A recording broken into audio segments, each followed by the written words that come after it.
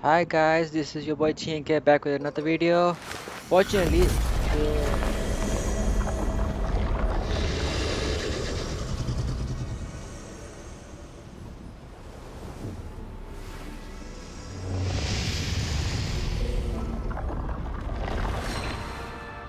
that was awesome.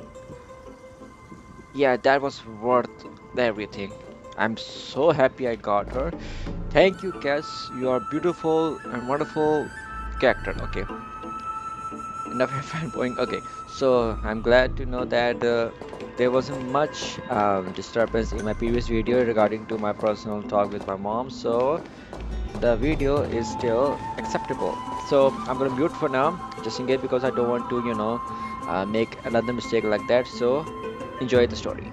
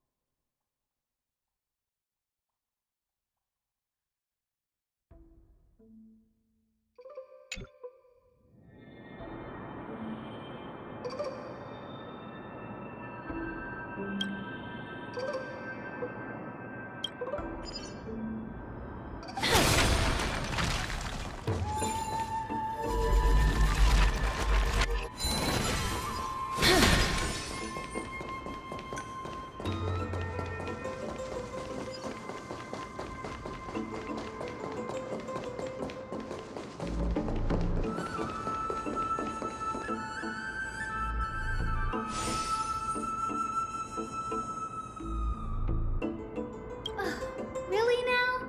This is way more trouble than I could have asked for. Or you could sit back and watch.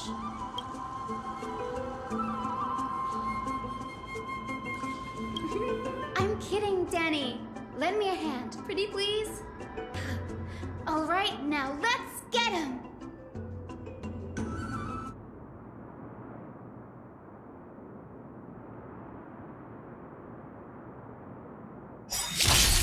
I always deliver. There's no backing out now, for me or you.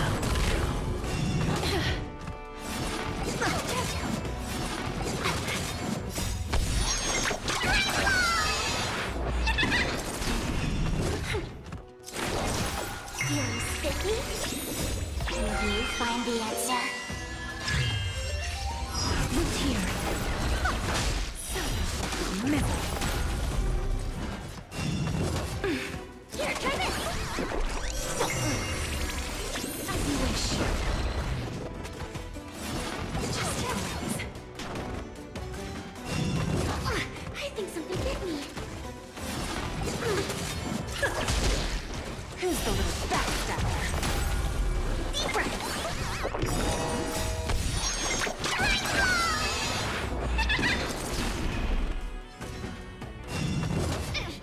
Look here.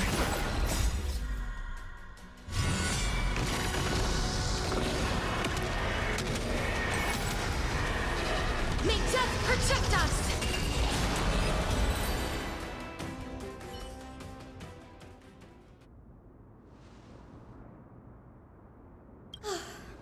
The black tide is remarkably quick to detect the light of Amphoreus.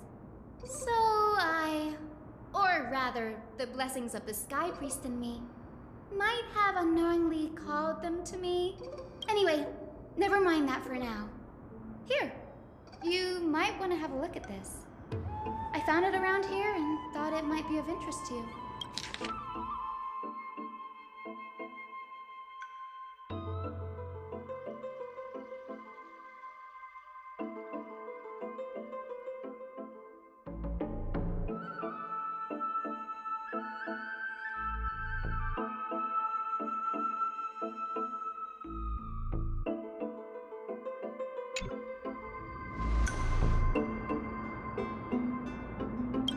This is new.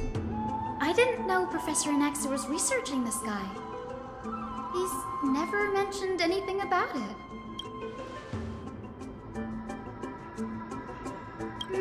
Might is an understatement.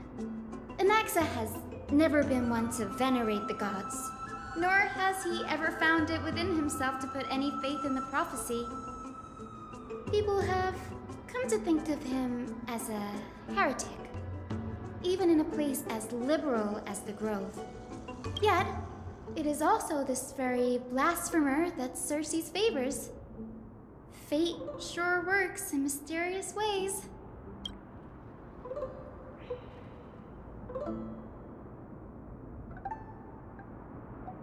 Oh, let me have a look.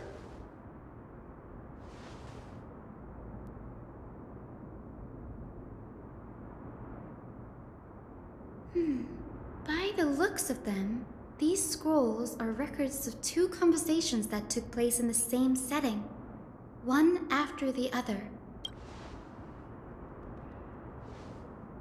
Sure, go ahead. The Grove of Epiphany is home to 7 schools of thought.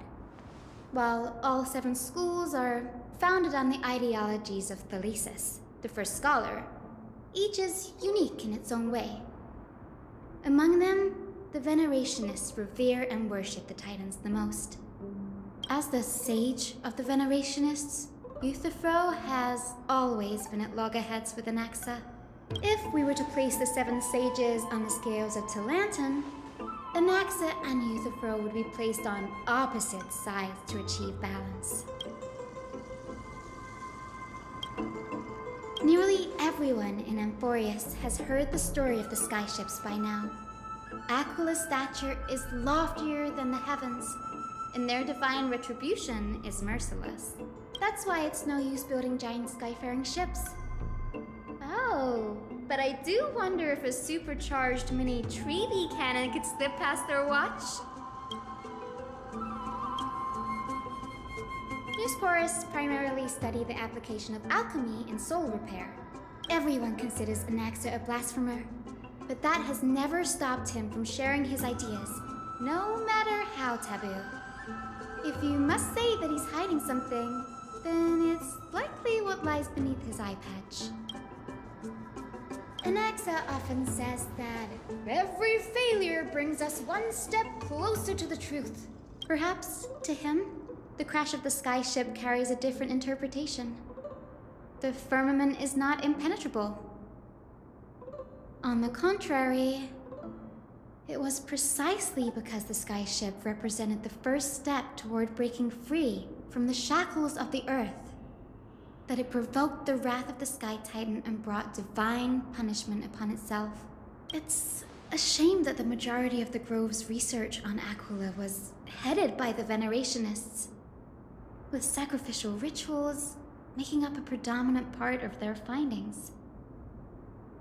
Discourse about more esoteric subject matters in relation to Aquila dwindled even further after the skyship incident.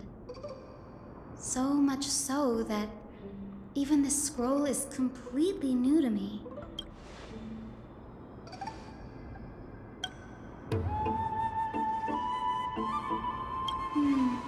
That's what I'd like to know. What are these experiments he's involved in? Even I, the assistant lecturer, know next to nothing about them. I have a bad feeling about this. Could there be more to what happened at the Grove?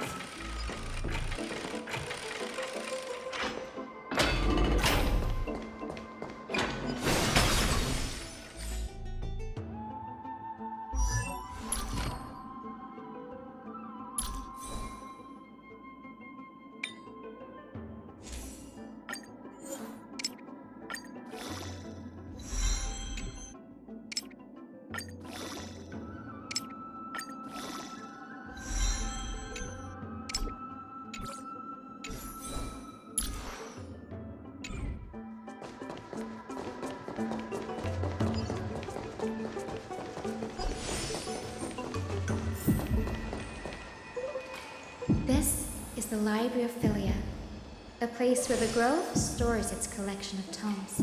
Other than books written by the 7 schools, you can also find philosophical texts, ballads, and religious writings from the Outlands here.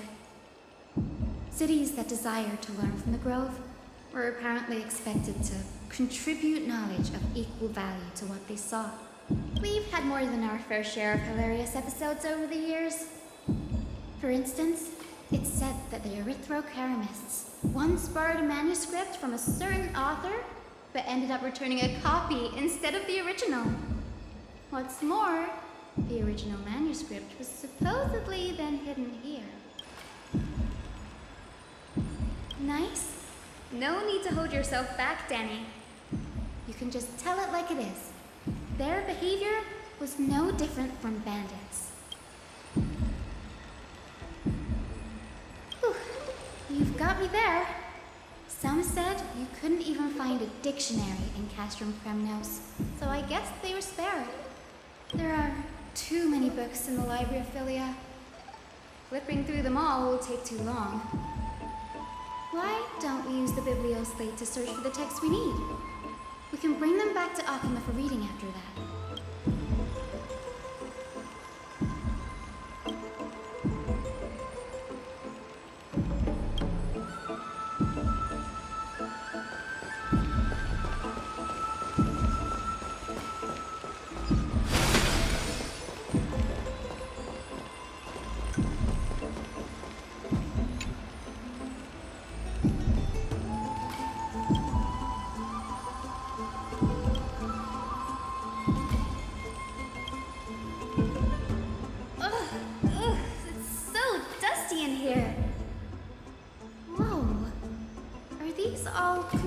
About him.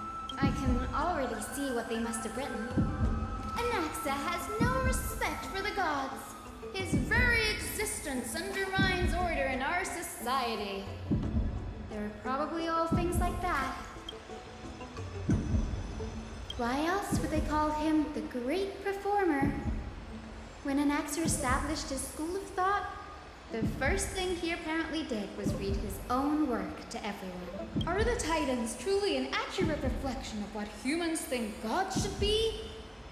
Worlds created by gods are indubitably perfect, but what of Amphoreus? Only foolishness and insensitivity everywhere you turn. They marched him straight to the seat of judgment before he could finish. Though what he took on in the end was more of a debate than an actual trial. He had to address every one of the scholar's allegations, or face expulsion from the Grove. The first allegation was... Do you agree that since the Titans created the heavens and earth, so the mountains, rivers, and seas must likewise be their creations?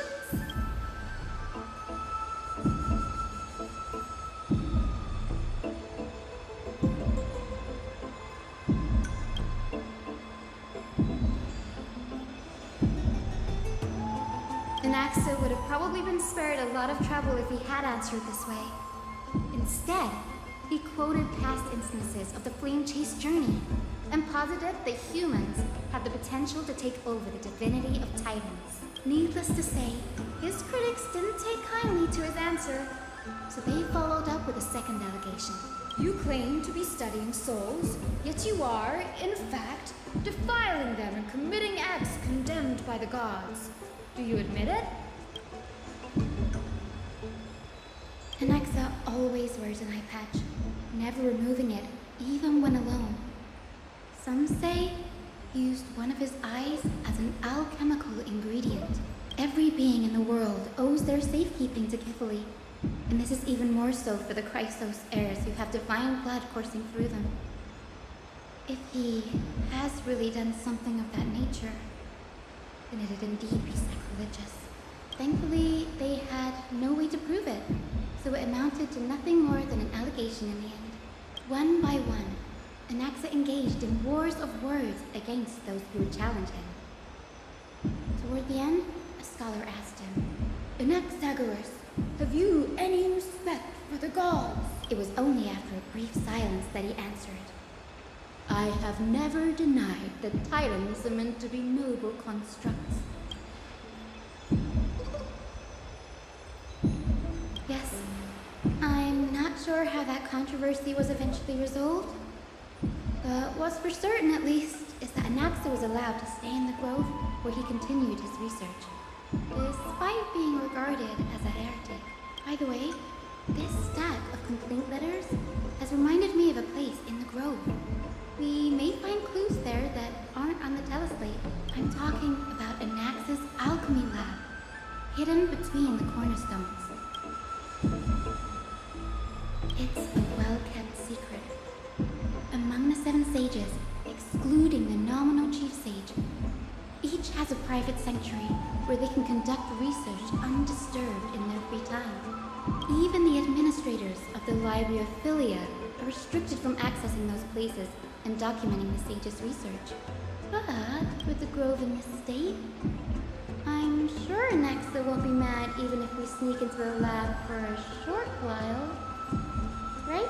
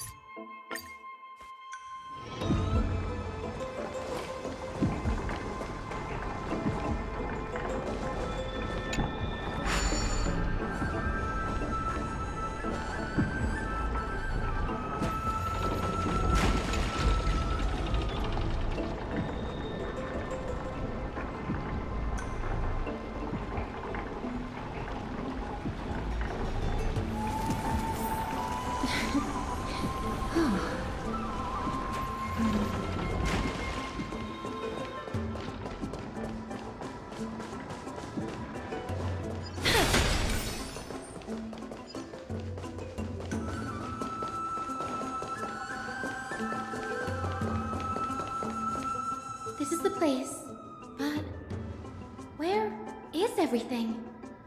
Materials for alchemical experiments, matrix diagrams, and even the seal to the lab. They're all gone. Did the black tide destroy it all? No, not even close. Not only are alchemy experiments high-risk activities, but Professor Anaxa also has a penchant for using bizarre materials. Students often saw him walk in looking right as rain, but come out covered in soot with his hair singed. Naturally, no one dared to come near this place. Huh? That bookshelf over there seems to be the only thing still intact.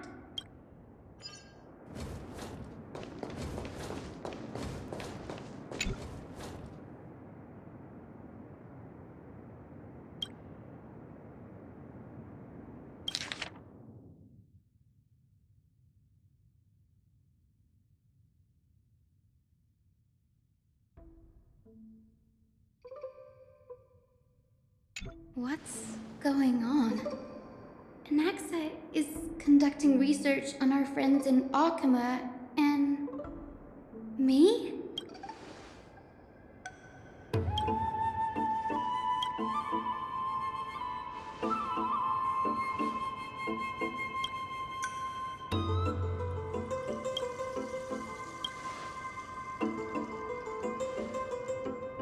wouldn't have been so strange if he had focused only on Cassie, given her own curiosity about her origins. Plus, considering that the new sporists have crafted omnipotent medicines capable of curing diseases, it also makes sense that he would conduct research on immortal Chrysos heirs. But now, it seems Anax's objective was never to create medicine, but to identify the origin of the golden blood and figure out its inner workings.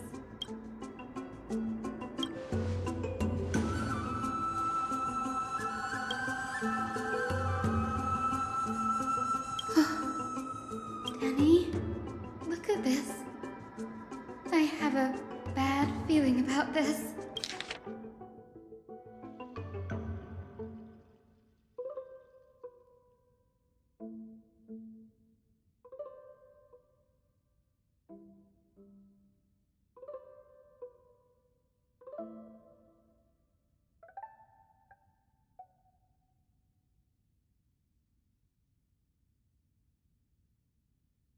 My biggest fear. It's come true. After going through his notes, I think I can piece it all together now. Anaxa was carrying out experiments on soul transmutation. Yes, this is what he was secretly conducting research on. Something he had to keep hidden from others. Compared to his public speeches, this is the real blasphemy. Oh, I just thought of something. Do you remember when the Black Tide was approaching? The Grove had planned to send Circe's core flame to a safe place. But an accident happened along the way, and Anaxa lost his life in the process.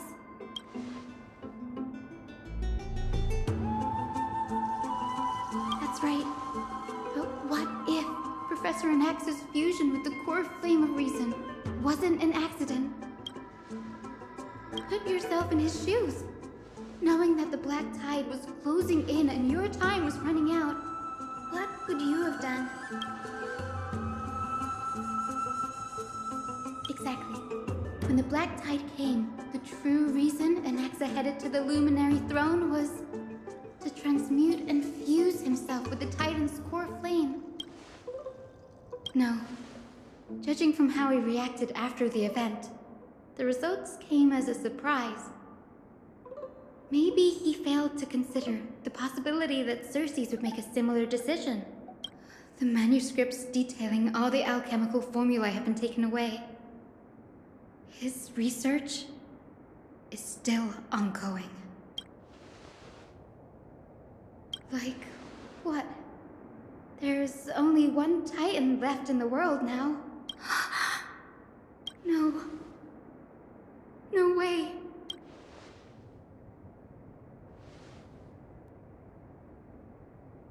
He's after Kefali. Sir, this sky above us, it's not real, is it? Of course not. This is just an image from a projection device used for educational purposes. A simple trick. The day-night cycle has been lost to this world. So that students like you may still learn about the night sky, astronomers have harnessed the Titan's miraculous power to manipulate the light, projecting the nights of the past here for you. Much like how the sky above the Holy City is also illuminated by Kefali's dawn device. So, the skies of Akama are fake too. You mustn't conclude that, Anaxa. You should know that only a child would expose a trick and be proud of it. Often people know more than they let on. They simply choose to feign ignorance because they have no other choice. Then they're just deluding themselves. People believe in Kefali's tale of Genesis, accepting wholesale whatever the priests preach. But we're different. We've already walked out of the firelit cave of ignorance. We have already realized that we live in a world where Titans make the rules. Even when we look at the sky, we're only seeing what they allow us to see. rather than gazing at this mockery of a night sky fabricated by them for the rest of my life. Why shouldn't I be the one to take control of the projection device instead? So much time has passed since you sowed the seeds of doubt in my heart, child. Many a night, I find myself penning down all my theories and wild ideas, only to burn them to ashes when I open my eyes in the day. Why? Because we'll face death by burning if word gets out? As a sage of the Venerationists, my soul has already become inextricably linked to the great tree. Every word I say and every move I make is certain to influence every leaf, every branch, even the tree itself. But above all else, my days are numbered. Instinctively, I have my doubts about the golden blood and the human soul, yet I have no means of verifying them. The golden blood in my veins is woefully thin, and I am loath to waste what little time I have left obsessing over a hypothesis that cannot even be proven in the first place. But I can, sir. I can do it for us. The time is right. Give me all that I need, and I shall accomplish this grand feat on your behalf. You're right. I shall do just that. In the next meeting of the sages, I will spare no efforts fighting for the rights you deserve. Go. Establish your own school of thought. Find out what we are. Become the one who conquers the ultimate truths of the world. Child of humanity, you didn't go to such lengths for an audience with Kefali. Just ask him a few questions, did you? So, you figured it out. If I were as foolish as a Dromus, perhaps I'd throw myself down and prostrate before their greatness, begging for the gods' prophetic wisdom. Well, sorry to disappoint, but I'm no Dromus. Alas, I am a human, standing tall on 2 feet, possessing both intellect and pride. Before such power, does it make any difference whether you're a human or a Dromus? I'm sure you're familiar with the story of the Styxians. When the raging waves threatened to swallow them, they didn't just give up and become sitting ducks. No. They constructed a dam that kept the roaring tide at bay, chaining down the mad Fagusa. They call me a blasphemer, Circes. But that doesn't mean I deny the existence of gods. It's just as I see it.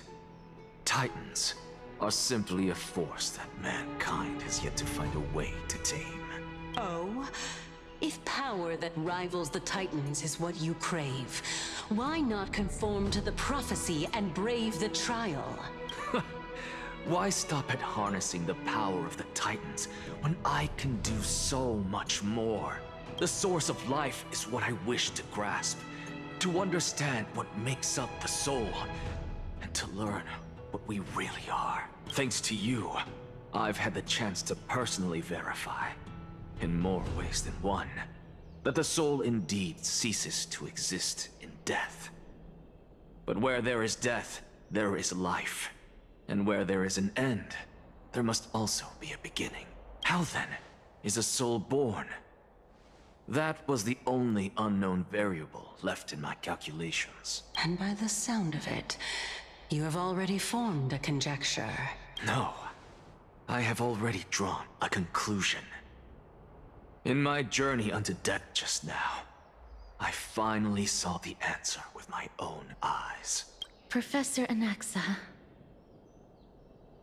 I'm here.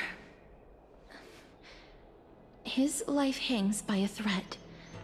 I must ask you to refrain from taking any unnecessary steps. Of course.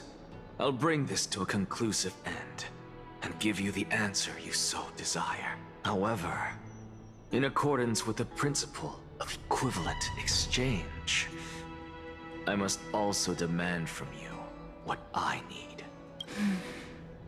As you wish. Don't you care to know what the price might be? It's a matter of uncovering the truth about the Death Titan and his survival. This may be the only time I can ever save someone's life. There is no need for me to think twice. I see. In that case, let the show begin. Indulge me. Am I correct to say that you intend to prove Thanatos' whereabouts and prove the nature of our existence now? Before I begin, I must confess I had been stuck in a cognitive trap all this time. As unrelated as these two propositions may seem at first glance, they are in fact logical equivalents. They are merely two different ways of telling us about what the soul is at its core. The reason I say this is as I've mentioned earlier. The answer was hidden in my journey unto death. Anaxa, you were in the Netherrealm? Yes, I am but a living dead man now. But that's not important. What truly matters is, I overheard a conversation between heroes. That's not all. Remember how I said you were a part of that conversation too, Circes? And I've told you that I have no recollection of such an event. That was likely just an illusion conjured up by the mind of a dying man. Of course you would remember, because that wasn't you. That was Calypso, one of the 7 sages of the Grove. Calypso? That's the name I made up on a whim when speaking to this girl. How do you know of it? And surely you jest. Don't you think I, of all people, would know if that were the name of one of the 7 sages under the shade of my tree? Don't you claim to know the Grove's past like the back of your hand? It seems you've lost even the memories seared into your soul. Use your head, Circes. Since all of this took place in the realm of the dead, it stands to reason their likenesses are of souls from the past. The living cannot step foot into that world. So who could they be? Think about Calypso. Why does she share your likeness? Yet you have no idea who she is. The answer is evident, is it not? Those fallen heroes are the mortal incarnations of the Titans before their ascensions to godhood. The gods aren't master creators born out of thin air, and they are no different from humans, because they all evolved from one. Does this answer disappoint you? Yes, because you've answered nothing. If I truly was once human, as you claim, then where do the children of humanity come from? Even on the off chance that you speak the truth, this brings us no closer to grasping Thanatos' whereabouts. How are we to find them? I knew you would say that, but it matters not. I know what I'm doing. Actually, why don't we have this supreme being standing before us tell us everything? You can revive a Titan? Humans cannot return from the dead.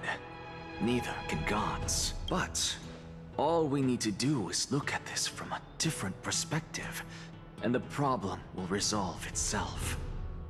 The solution is simple. Just like what you did to me. If I'm reborn as Kefali, I can rebuild the world and all within it as they once did.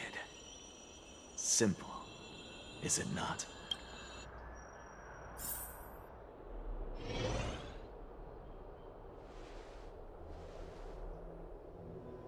I have news from Hyacinth and Danheng. Anaxa might be trying to do something with Kefali's divine body. Kefali? But what could Anaxa want? Is the Council of Elders going to sit around and let such a sacrilegious act unfold? That is not possible. He is indeed the great performer, capable of fooling anyone and everyone with his tricks. I'm sorry. No need for guilt, for this is good news to us. The Council of Elders has found themselves a traitorous ally. Anaxa's ambitious desires will be something we can exploit. What we should be doing now is to keep our eyes peeled for whichever trickery Kainis is up to, and react accordingly to thwart her plans. Being Akima's political center, the Demigod Council holds just as much significance as the Vortex of Genesis. Someday, after my duty is over, this site will take the place of the battlefield where you hunt gods. Become the next challenge you ought to overcome. Till then, it's best to get used to this place as soon as possible.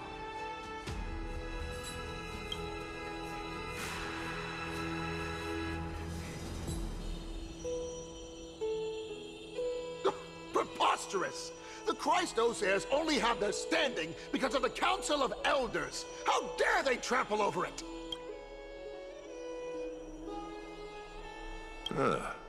It's been a while.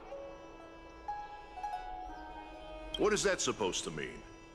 Is this really the sort of person that the young lord praised as a ferocious warrior?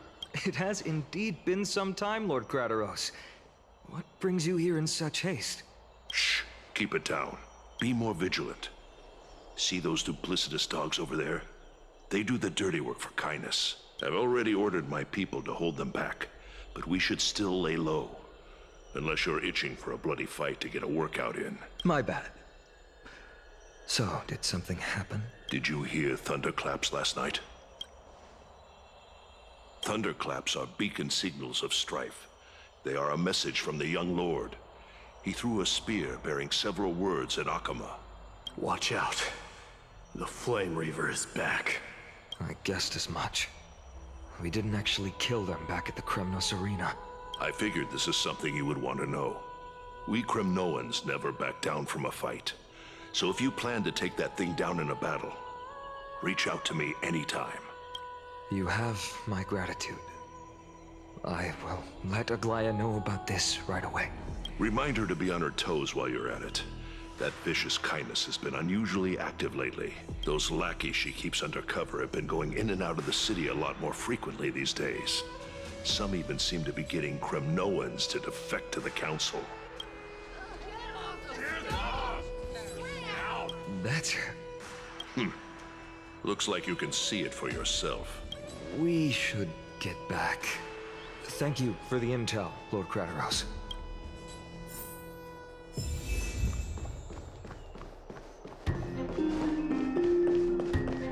By carefully into Lenten above, as the Theoros I have observed. Virtuous citizens of Akama, fine and wide. Aglaya, what happened here? I know about the poisonous fangs of that king snake through the golden threads. In the past, I would be confident about keeping her in check, but I admit I am now unable to do so. What do you mean? It is no longer about eloquence or arguments. I have been a demigod for far too long that I hardly have any humanity left. Before I realized it, I have become no different from these hypocrites, no longer capable of relating to the people. This has come a lot sooner than I expected. But perhaps it is time. I need you to step up, Finan, in order for me to retreat behind the scenes. Yes, this is my duty, but... It is far easier for the Council of Elders to fool many than just fool one person.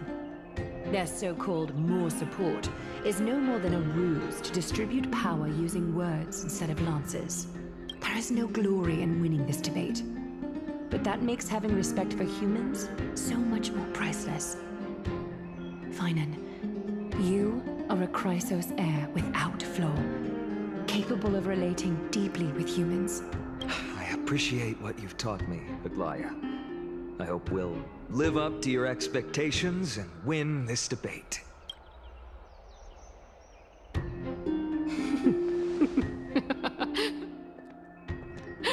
Oh, you've done well, Lord Calictus. Let me take over and personally close this debate for today.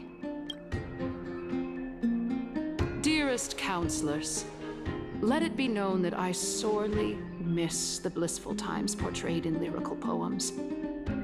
Back then, Amphoreus was home to nearly 1,000 cities, each with their own local faith, while gods walked the earth and shared close bonds with humans.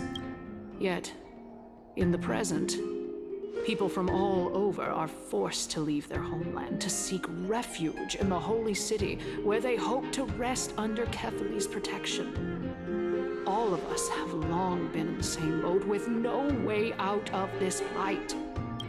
We didn't have a choice in the past, but now the Council of Elders brings to the table a new possibility.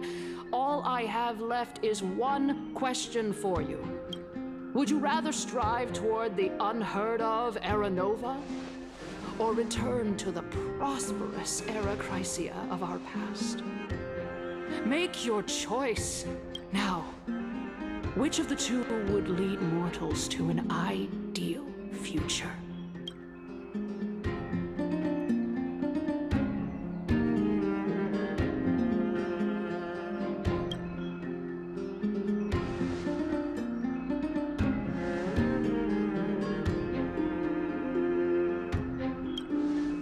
We all know that Era Chrysia is a thing of the past, Lady Kindness. Please, enlighten me. How does the Council of Elders plan to turn back time? Let the 3 Titans of Calamity be born, and Era Chrysia is nevermore. But bring demise to those Titans, and Era Chrysia will descend upon us again.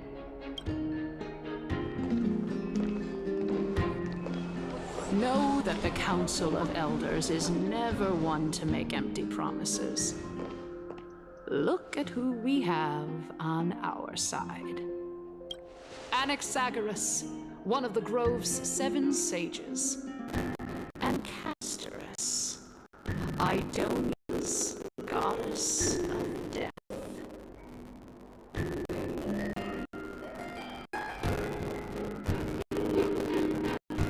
With the help of these 2 heroes,